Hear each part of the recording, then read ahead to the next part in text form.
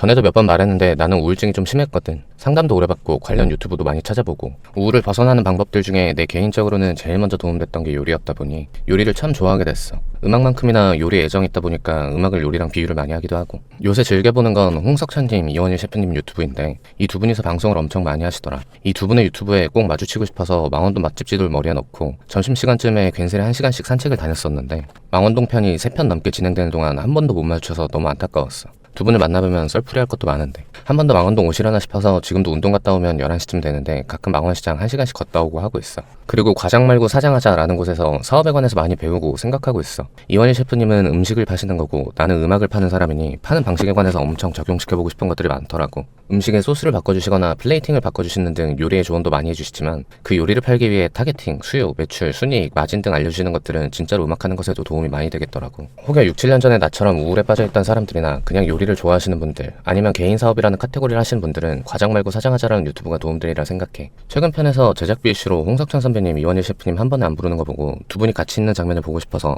미력하지만 대리 홍보하려고 오늘 영상을 만들었어. 이 채널의 조회수가 많아지면 제작비가 늘어날 거고 그러면 두 분의 케미를 이 유튜브에서도 볼 수 있으니까. 아무튼 영상들을 보며 나도 음악하시는 분들에게 조언 드리고 싶은 것 중에 하나가 타겟팅인데 사실 음악이란 게 조금 어려운 것은 진짜 이 타겟의 영역을 나누기가 힘들어서라고 생각해. 음악은 눈에 보이는 게 아니다 보니 내 음악이 김치찌개인지 파스타, 피자인지 음악을 공부한 사람들이 아니면 관심이 없거든. 그리고 반대로 음악하시는 분들 대다수는 파스타 장인 레시피를 갈고 닦지만 파스타를 좋아하지 않는 사람들에게 팔려고 하는 느낌이랄까? 그래서 우리는 제일 먼저 누구에게 팔지보다는 무엇을 팔지가 정해져야 된다고 생각해. 조금 안타까운 건 무엇을 팔지를 정하는 과정에서 자꾸 전문가들한테 물어본다는 거야. 주변에 음악하는 사람들의 피드백을 들으며 사운드가 구리네, 멜로디가 구리네, 리듬이 구리네, 가사가 구리네 하다 보면 결국에 끝까지 앨범을 못 내지. 물론 그런 조언들이 나쁘다는 게 아니지만 그 조언들은 발매를 하며 고쳐나가면 될 거라 생각해. 확실히 장담할 수 있는 것은 많은 사람들은 어느 날 갑자기 뚝 떨어진 명곡으로 시작하는 가수보다는 하나하나 성장을 해 나아가는 모습을 보여주는 게 더 큰 사랑을 받는다는 것을 내 경험을 통해서, 공부를 통해서 장담할 수 있거든. 물론 처음 나오는 음악 역시 요리같이 보이기는 해야겠지. 그 기준점을 통과하는 건 너무 당연한 얘기니까. 이후에 판매를 위한 타겟팅은 음악 종류에 따라 나는 크게는 음원을 홍보할 거냐 공연을 홍보할 거냐로 나누고 있어. 이것은 음악 성향에 따라 많이 다르다 보니 개인별로 조금씩 다르게 진행하고 있고 나도 정답은 아니다 보니 이론하기가 그래서 열심히 배우고 있는 중이야. 다만 많은 분들이 공감하는 게 음악은 여성을 잡아야 다음이 이어진다고들 하더라고. 15년쯤 전에 파주에서 공연 감독하시던 정지선 팀장님이랑 부산에서 공연 감독하는 내 멘토 고 김광호 형님이랑 얘기하면서 모두가 공감한 얘긴데, 공연장에는 여여 남녀는 와도 남남은 군인 빼고 오지 않는다 였거든. 남자는 취미가 너무 많잖아. PC방, 당구장, 축구, 농구, 술 등등. 그리고 기조가 크게 변했다는 느낌은 안 드는 게 제작했던 아티스트 김필성 공연만 하더라도 매번 여성이 더 높은 성비를 차지하거든. 정말 평생에 한 번 보기 힘든 해외 아티스트를 제외하면 남남 조합으로 공연을 간 적이 나도 거의 없기도 하고. 그래서 남자 아티스트건 여자 아티스트건 여성을 타겟으로 하는 음악을 하는 게 더 좋을 거란 결론이지. 물론 이런 범위가 넓은 막연한 방법이 제일 어렵고 이거보다 쉬운 건 진심을 말하고 스토리를 담는 거라고 생각해. 오늘 영상 주제에 맞게 예시를 들면 2011년쯤 홍석천님 강연을 들은 적이 있거든. 강연에서 말씀하신 것 중에 기억에 남는 게 지인들 중에 극단적 선택을 하신 분들이 참 많았다고 하시더라고. 동성애자의 입장상 어떤 이들은 사랑한다고 말을 해서, 또는 어떤 이들은 사랑한다고 말을 하지 못해서.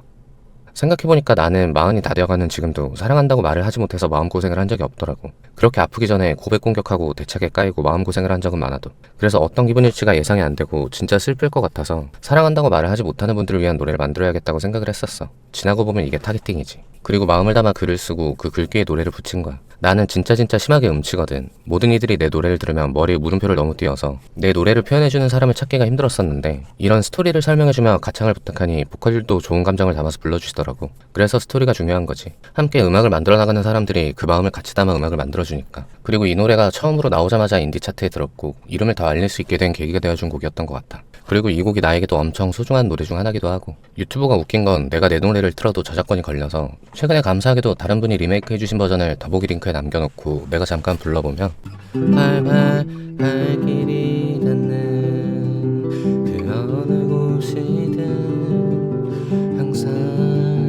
네 생각이 나서 너무 아파서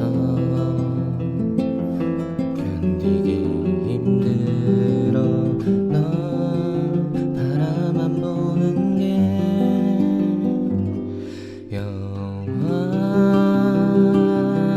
영화처럼.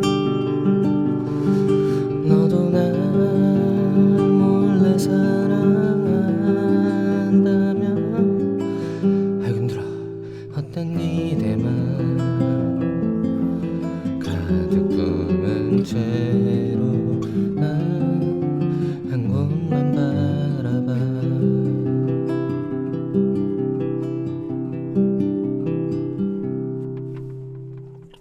이런 노래였어. 이 노래에 관해서도 웃긴 썰풀이를 해주면 전 대표인 박종진 씨가 이 노래가 완전 망했었던 걸 본인의 사랑 정원희 씨가 제주도까지 가서 뮤직비디오를 찍어서 역주행을 해서 차트인을 만들었다며 정원희 씨에게 감사하는 코멘트를 남긴 적이 있는데 영화처럼 뮤직비디오는 존재하지 않아. 심지어 나온 다음날 차트인했어. 굉장히 재밌는 분이야 항상. 아무튼 오늘 영상의 결론은 음악을 직업 삼고 싶은 분들에게 과장 말고 사장하자. 홍석천 이원일 유튜브를 추천드리고 홍석천 선배님께 이 영상을 닿아서 홍석천 선배님이 이 노래로 방금 내가 부른 거 말고 더보기 링크 있는 노래로 위안받으시길 바라며 음악하시는 분들 모두 행복하게 음악하시길 바라며 오늘 영상은 여기까지.